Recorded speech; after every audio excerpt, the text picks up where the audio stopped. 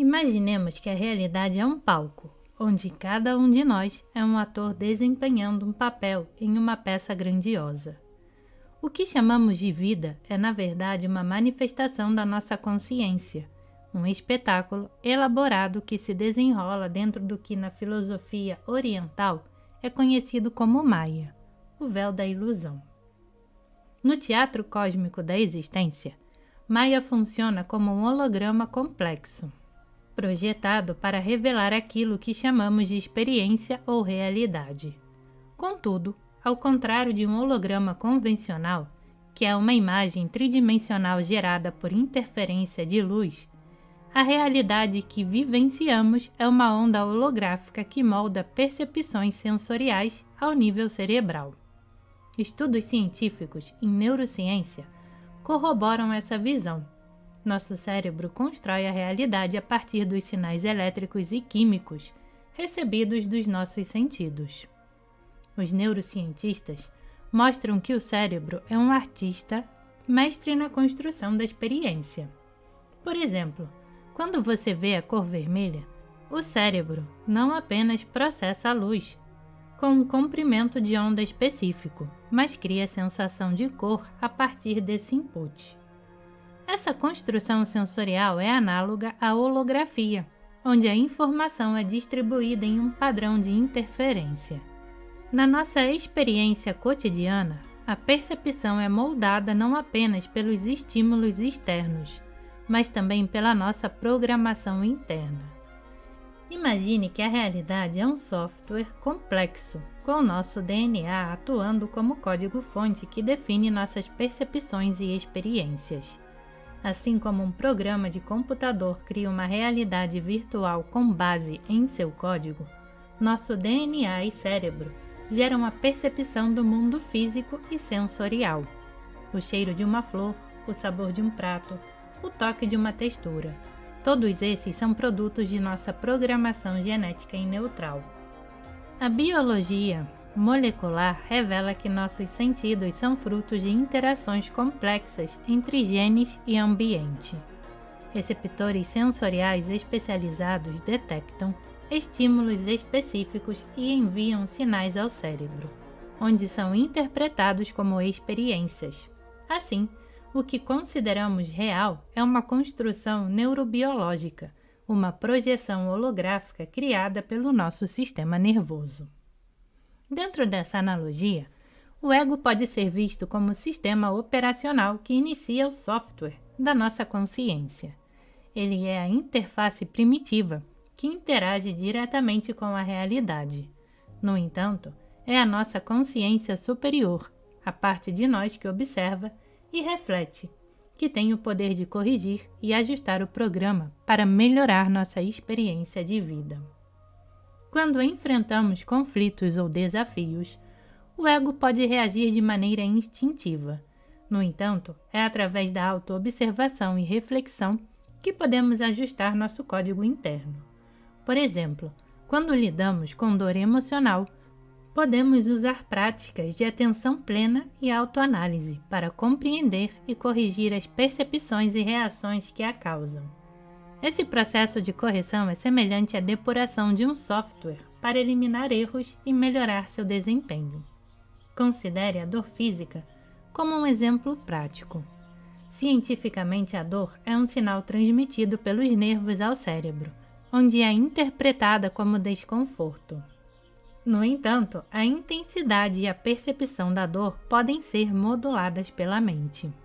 Estudos clínicos mostram que técnicas como meditação e visualização podem reduzir a percepção da dor, indicando que nossa consciência pode alterar a holografia da dor. Da mesma forma, a prática da gratidão tem sido associada a melhorias na saúde mental e emocional.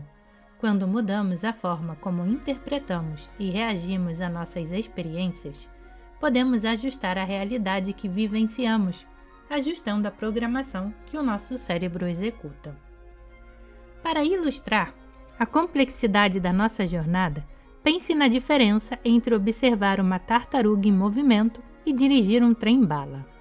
A tartaruga, que avança lentamente em direção ao oceano das possibilidades, pode ter seu trajeto ajustado com facilidade. O trem-bala, por outro lado, é muito mais difícil de redirecionar devido à sua velocidade e força. Aqui, o corpo é a tartaruga, movendo-se lentamente em direção ao destino. A consciência é o trem-bala, onde pequenas imperfeições podem resultar em desvios significativos.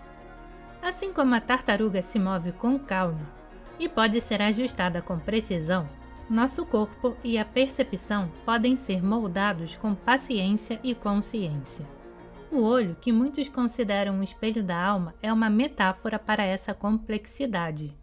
O olho é como uma câmera fotográfica, e o cérebro é o processador que transforma as imagens capturadas em uma experiência contínua de realidade. No entanto, ao contrário de uma câmera que pode registrar imagens instantaneamente, o olho humano e o cérebro trabalham juntos para processar e interpretar a luz e os estímulos visuais com um pequeno atraso. Esse fenômeno leva à ideia de que o olho, de certa forma, nunca vê o presente. Ele está sempre capturando e interpretando o passado. Quando a luz entra no olho, ele passa através da córnea e da lente, que focam a imagem na retina. A retina, composta por células fotossensíveis, chamadas bastonetes e cones, convertem a luz em sinais elétricos. Esses sinais são então transmitidos ao cérebro via nervo óptico, onde são processados e interpretados para formar a imagem que percebemos. Esse processo não é instantâneo. A conversão de luz em sinais elétricos e a transmissão desses sinais ao cérebro levam um tempo muito pequeno, mas mensurável. Estudos mostram que há um atraso de cerca de 100 a 150 milissegundos entre o momento em que a luz atinge a retina e o momento em que o cérebro processa essa informação. Esse atraso, embora breve, significa que estamos sempre percebendo o que aconteceu alguns momentos antes, o que pode ser descrito como ver o passado. Para entender isso melhor, imagine fogos de artifício no céu noturno. Quando você olha para o brilho de um foguete, o que você vê é a luz que foi emitida um momento antes, devido à distância que a luz percorreu até chegar aos seus olhos. Esse fenômeno é ampliado no nível da percepção visual humana. O que você vê agora é, na verdade, o resultado de um processo complexo que ocorreu no passado imediato. O rastro luminoso que você percebe é uma representação do que aconteceu, e não um reflexo imediato do presente. Além do atraso físico na percepção visual, o cérebro também desempenha um papel crucial na forma como processamos o que vemos. Nossa percepção do presente é influenciada por fatores como atenção, expectativa e memória. O cérebro preenche lacunas e interpreta informações com base em experiências passadas e contextos prévios, o que pode fazer com que percebamos o presente de maneira distorcida ou influenciada por experiências anteriores. Por exemplo, se você está assistindo a um filme, seu cérebro não processa cada quadro individualmente, mas sim constrói uma narrativa contínua a partir de uma série de imagens. Isso é possível porque o cérebro usa a memória e a expectativa para criar uma sensação de continuidade, apesar do atraso real na percepção de cada imagem. Essa ideia de que o olho nunca vê o presente tem implicações filosóficas profundas. Ela nos lembra que nossa experiência da realidade é uma construção do cérebro, uma interpretação do passado, mais do que uma observação direta do presente. Isso ressoa com conceitos filosóficos de que a realidade é uma construção mental ou holográfica, como discutido na teoria de Maia.